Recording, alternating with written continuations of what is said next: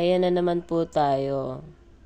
Bumili na naman po ako sa Shopee ng mahiwagang ballpen. So, ayan, bubuksan ko na siya. Kita nyo, hiniwa ko siya ng cutter, tapos binuksan ko na yung box. And then, kinuha ko yung in-order ko.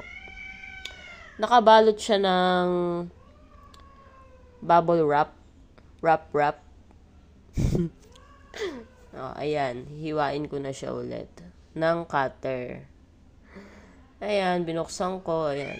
Ayan yung in-order ko na fountain pen nib. 0.5 tsaka 0.38 ang ano niya, ang nipis ng pagkakasulat niya. Ang ganda niya, guys. Actually, maganda talaga. Para hindi ako bili ng ballpen sa labas. Kaya ganyan ang binibili ko na. Yung nire-refill na lang ng ink. Ayan, dalawa binili ko eh. Actually, mura lang yan sa Shopee. Binuksan ko pa. Check natin kung magkano yung bili ko dyan.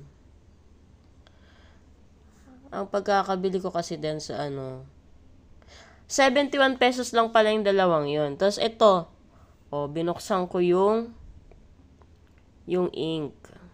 Hiniwa ko ng bubble wrap. Hiniwa ko ng cutter. Ayan. Tapos syempre naman, dinukot ko siya. Tapos, ayan guys, ayan po yung ink na binili ko. Color blue. Ayan. 39 pesos lang po yun sa Shopee. Bili na kayo guys. May isa pa akong in-order. 3 kasi yan eh, yung ink na yan eh, yung binili ko.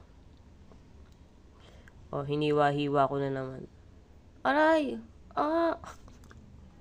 Alright. Color yellow.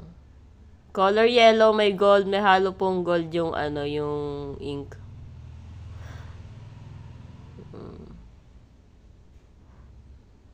May gold na halo.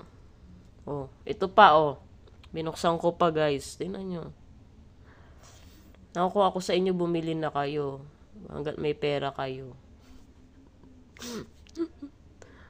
Ito color black, in-order ko din. May halo talagang yan, yung gold. May nag-aaway na pusa sa labas, guys. Pasensya na. Ayan na po ang mga in-order ko. Diba? Ang ganda-ganda niya, guys. Sobra. Kung ako sa inyo, bumili na rin kayo. Mag-add to cart na kayo sa Shopee. Yun lang, guys. Share ko lang ulit. Paulit-ulit.